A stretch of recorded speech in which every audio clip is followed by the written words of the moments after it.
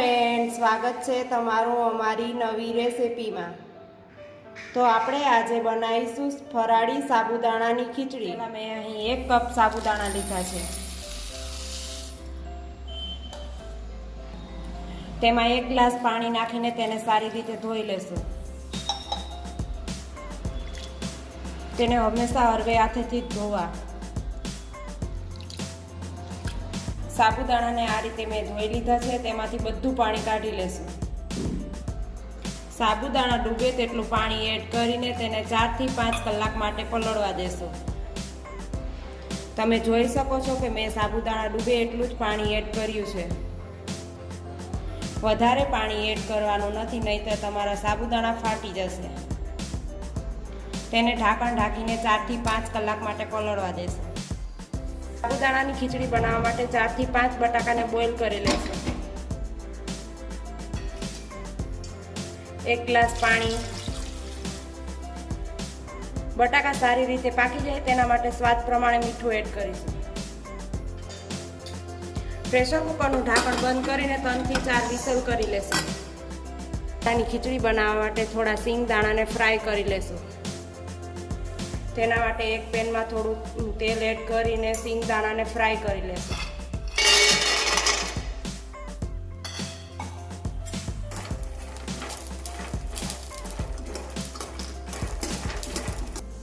અડધી ચમચી જેટલું મીઠું, થોડી હળદર,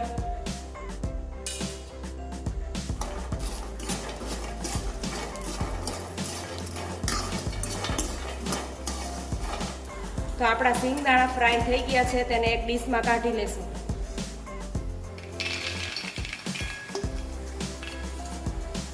હવે આપણા બટાકા બોઇલ થઈ ગયા છે, તેને એક ડીશમાં કાઢી લેશું।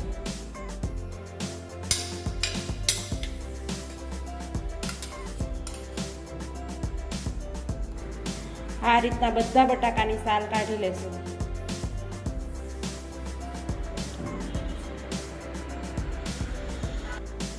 હવે બટાકાના આ રીતના નાના નાના પીસ કરી લેશું।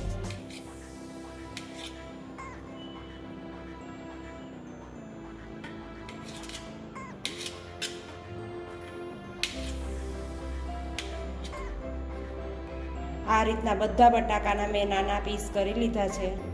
તો હવે આપણે સાબુદાણાને ચેક કરી લેશું।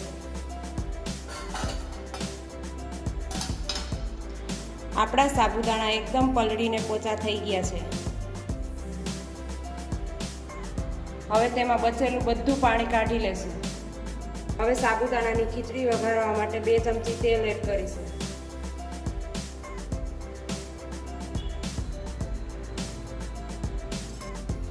એક ચમચી રાઈ, અડધી ચમચી હિંગ, અડધી ચમચી જેટલો હળદર પાવડર, એક તજનો ટુકડો, એક લાલ સૂકું મરચું, 2 થી 3 કળી પત્તા,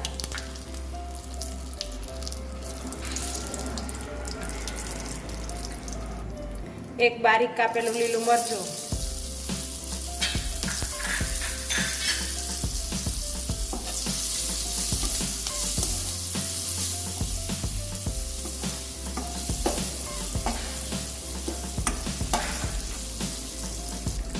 એક બાઉલ ચોપ કરેલું ટમેટું,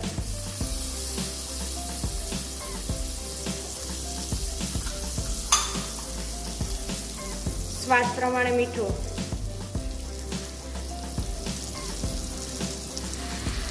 હવે તેને સારી રીતે ચમચાની મદદથી મિક્સ કરી લેશું।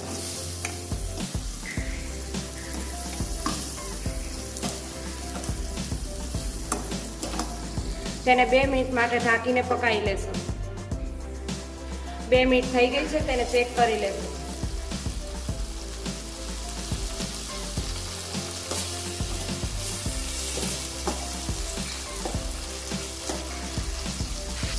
હવે તેમાં આપણા પલાળેલા સાબુદાણાને એડ કરીશું।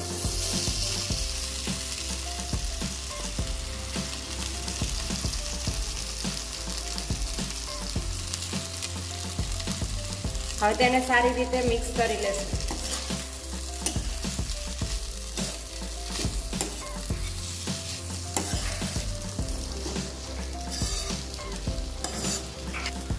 હવે તેમાં 1 ચમચી કાશ્મીરી લાલ મરચું એડ કરીશું,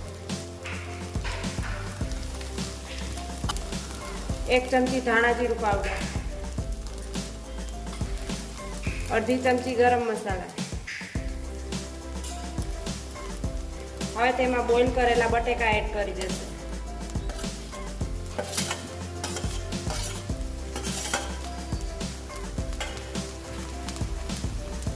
હવે તેને સારી રીતે મિક્સ કરી લઈશું.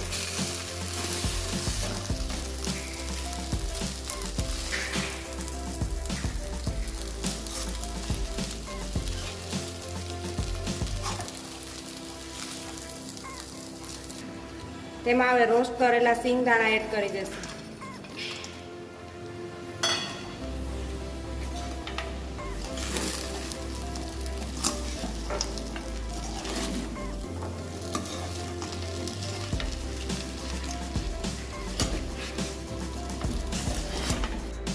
ફરાળી સાબુદાણાની ખીચડી તૈયાર થઈ ગઈ છે. તેને નીચે ઉતારી લેશું.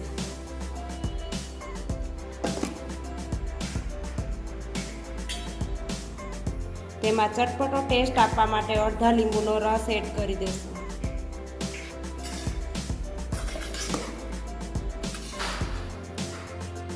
આપણી ફરાળી સાબુદાણાની ખીચડીને એક ડીશમાં કાઢી લેશું.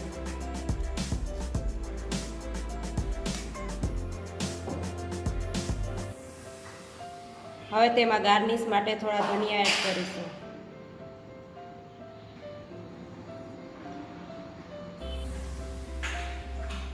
તો બની છે ને એકદમ ટેસ્ટી ફરાળી સાબુદાણાની ખીચડી.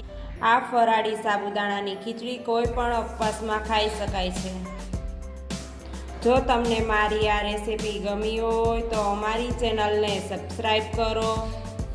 નવા વિડીયો જોવા માટે બેલ આઇકનને જરૂરથી દબાવો. તમને મારી આ રેસીપી કેવી લાગી તે કમેન્ટમાં જરૂરથી જણાવજો.